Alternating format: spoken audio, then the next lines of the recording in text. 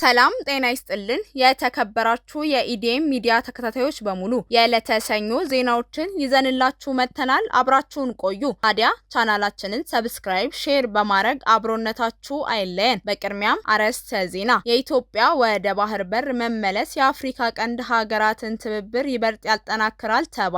ትራምፕ በትላንትናው ዕለት ስምምነት ይፈረማል ብለው ሲጠብቁ ኢራን በቀጣይ ቀናት ሊሆን እንደሚችል ጠቁማለችም ተባለ። የቀድሞ ህወሓት ቡድን በትግራይ ክልል ጊዜያዊ አስተዳደር ላይ መፈንቅለ መንግስት በመፈጸም ግጭትና ብጥብጥ እንደማይኖር በተግባር ያሳየ መሆኑን ተገለጸ። ሰሜን ኮሪያ የኒውክሌር መሳሪያ በተመለከተ አቋሟን እንደማትለውጥ ገለጸች። አሜሪካ እንዳይገባ የተከለከለው ሶማሊያዊው አሰልጣኝ ሙሉ ክፍያ እንደሚሰጠው ፊፋ ገለጸ። ዩኬ ማዕቀብ የተጣለባት ነዳጅ የጫነች የሩሲያ መርከብ መያዟን አስታወቀች። ወደ ዝርዝር ዜናዎች የምንሄድ ይሆናል። በድጋሜ አብራችሁን ቆዩ።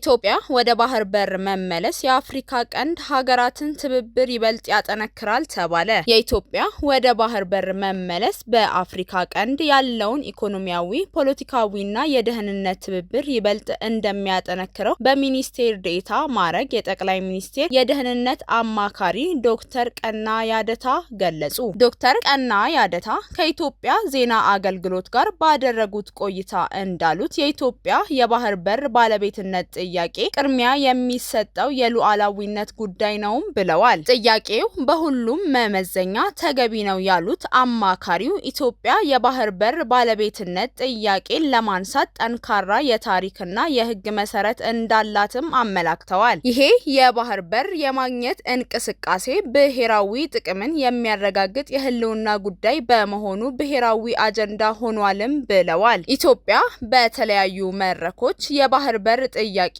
ፍትሃዊና በሰጥቶ መቀበል መርህ ላይ የተመሰረተ መሆኑን በሰፊው የማስገንዘብ ስራ ማከናወኗንም ገልጸዋል። በዚህም ጥያቄው በዓለም አቀፍ መድረክም ከጊዜ ወደ ጊዜ እውቅና እያገኘ መምጣቱን አበረታተዋል። ኢትዮጵያ በቀጠናው የኢኮኖሚ እድገትን፣ ትስስርንና መረጋጋትን በማምረት ረገድ ታሪካዊ ሚና ያላት ሀገር መሆኗን የገለጹት ዶክተር ቀና ያደታ የኢትዮጵያ ወደ ባህር በር መመለስ ለቀጠናው ሰላምና መረጋጋት ቁልፍ ሚና እንዳለውም አስረድተዋል። በተጨማሪም የቀጠናው ሀገራት ትስስርን በማጠናከር ረገድም የኢትዮጵያ ወደ ባህር በር መመለስ ዘርፈ ብዙ ፋይዳ እንዳለውም ገልጸዋል። የኢትዮጵያ ሰላም ለጎረቤት ሀገራት ሰላም እውን መሆን ትልቅ ድርሻ እንዳለው ጠቅሰው የአፍሪካ ቀንድን ፖለቲካዊና ማህበራዊ ሁኔታ መሰረታዊ በሆነ መልኩ በማረጋጋት ቀጠናዊ ብልጽግና እውን እንዲሆን አስቻይ ሁኔታ ፈጥሯልም ብለዋል። ትራምፕ በትላንትናው ዕለት ስምምነት ይፈረማል ብለው ሲጠብቁ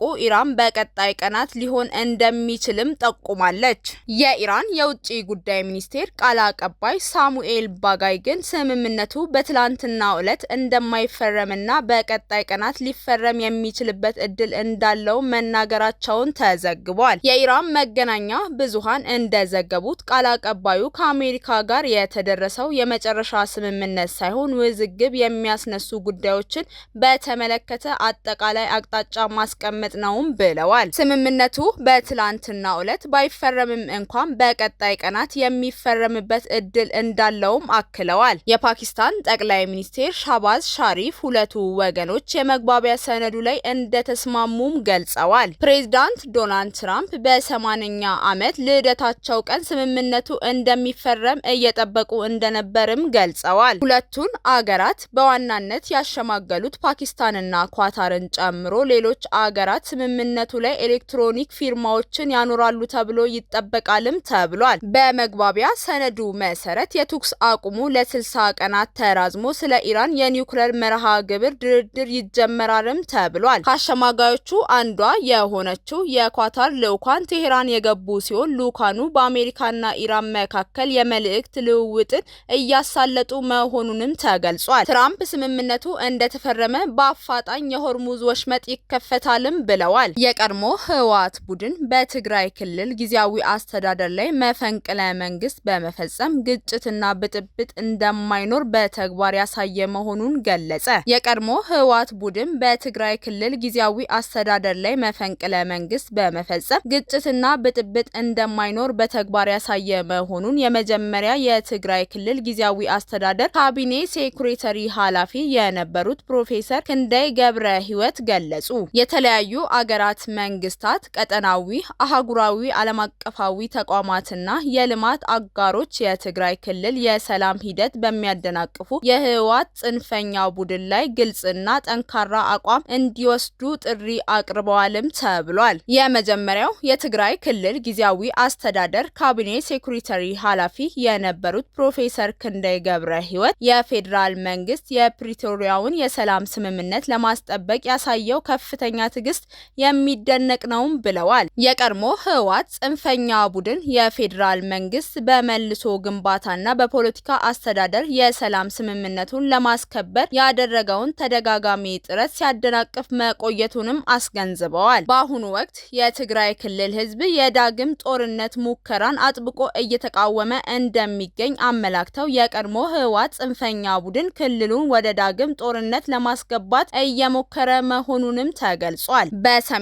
ኢትዮጵያ ችግር ለመፍጠር የሚንቀሳቀሰው ይሄ ቡድን በክልሉ ጊዜያዊ አስተዳደር ላይ መፈንቅለ መንግስት በመፈጸም ያለ ግጭት እንደማይኖር ህገወጥነቱን በተግባር እያሳየ እንደሚገኝም ገልጸዋል። በአሁኑ ወቅትም ህገወጡ የቀድሞ ህወሓት ቡድን በተለያዩ አካባቢዎች የግዳጅ ወታደራዊ አፈሳ በማካሄድ ወጣቱ ላይ የከፋ እንግልት እየተፈጸመ እንደሚገኝም አብራርተዋል። የትግራይ ክልል ያልተፈቱ የፖለቲካ የአስተዳደርና ተያያዥ ጉዳዮች በውይይት ህገ መንግስታዊና ዲሞክራሲያዊ መንገድ እንጂ በወታደራዊ አካሄድ እንደማይፈቱም አስገንዝበዋል። የትግራይ ክልል ከዓመታት በፊት በሰሜን ኢትዮጵያ በተካሄደው ጦርነት ከደረሰበት ማህበራዊና ኢኮኖሚያዊ ጉስቁልና ሳያገግም ሌላ ግጭት መሸከም እንደማይችልም ጠቁመዋል። የሀገር ውስጥ ባንዳና የውጭ ባንዳ ጸረ ሰላም ኃይሎችም የኢትዮጵያን ሰላም ለማናጋት ጽምዶ በሚል ጥምረት የክህደት እንቅስቃሴ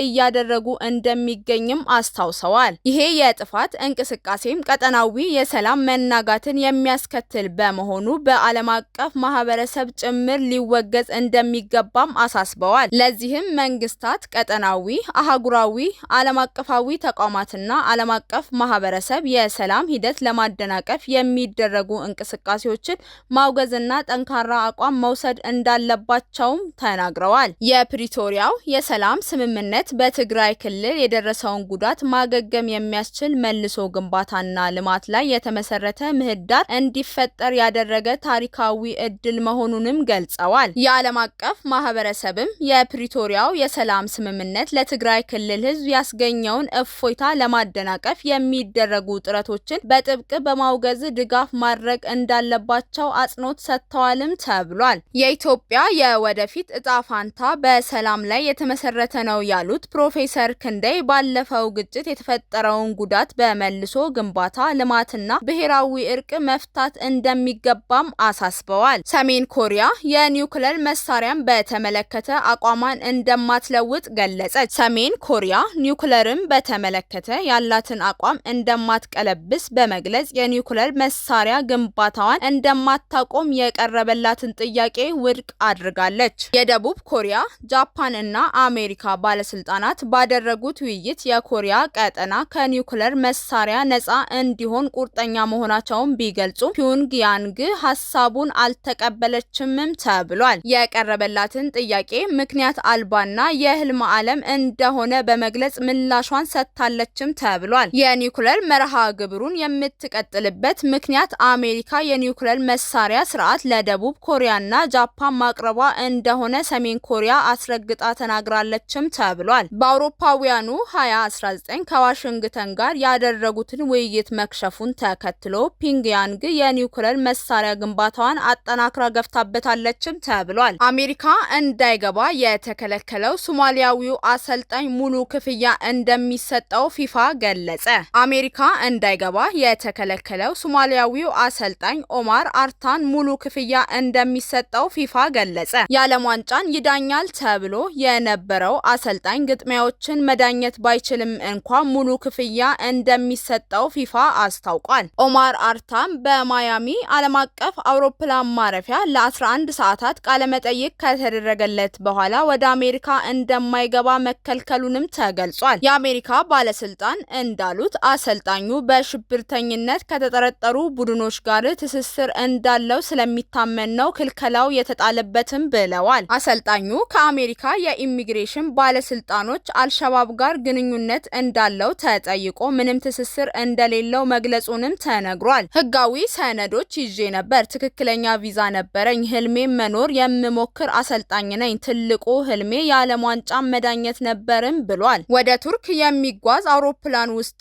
እንዲገባ ከተደረገ በኋላ ወደ ሶማሊያ እንዲመለስ ፊፋ እገዛ እንዳደረገለትም ተገልጿል። የዩኬ ማዕቀብ የተጣለባት ነዳጅ የጫነች የሩሲያ መርከብ መያዟን ተገለጸ። የዩናይትድ ኪንግደም ወታደሮች ማዕቀብ የተጣለባት ነዳጅ የጫነች የሩሲያ መርከብን በእንግሊዝ ካናል ላይ መያዟን ጠቅላይ ሚኒስትር ኪር ስታርመር አስታወቁ። ስማይትሮስ የተባለው መርከብ በቁጥጥር ስር ለማዋል የአገሪቱ ባህር ኃይልና ልዩ ስልጠና የተሰጣቸው ብሔራዊ የወንጀል ቁጥጥር ኤጀንሲ ተጣምረው 6 ሰዓታት የፈጀ ኦፕሬሽን ማካሄዳቸውንም ተገልጿል። በጠቅላይ ሚኒስትር ኪር ስታርመር ይሄ ስኬታማ ኦፕሬሽን ሩሲያን የሚያዳክም እና ፑቲን በዩክሬን የከፈተው ጦርነት መደበቂያ እንደማይሆነው የሚያሳይ ነውም ብለዋል። ሩሲያ የተጣለባትን ዓለም አቀፍ የነዳጅ ማዕቀብ ለማለፍ ሚስጥራዊ መንገድ የሚንቀሳቀሱ ድብቅ መርከቦችን ታሰማራለችም ተብሏል። ወደ 700 የሚጠጉት እነዚህ መርከቦች ማዕቀብ የተጣለባቸው 75% የሚሆነው የሩሲያ ነዳጅ በማዘዋወር የክሬምሊን የጀርባ አጥንት ሆነው ያገለግላሉም ተብሏል። ዩኬ ከ500 በላይ በሚሆኑ መርከቦች ላይ ማዕቀብ መጣሏንም አስታውቃለች ተብሏል። ለዛሬ ለዕለተ ሰኞ ያዝንላችሁ የሀገር ውስጥና የውጭ ዜናዎች እነዚህን ይመስሉ ነበር። በሌሎች የሀገር ውስጥና የውጭ ዜናዎች ተመልሰን እስከምንገናኝ ሰናይ ቆይታ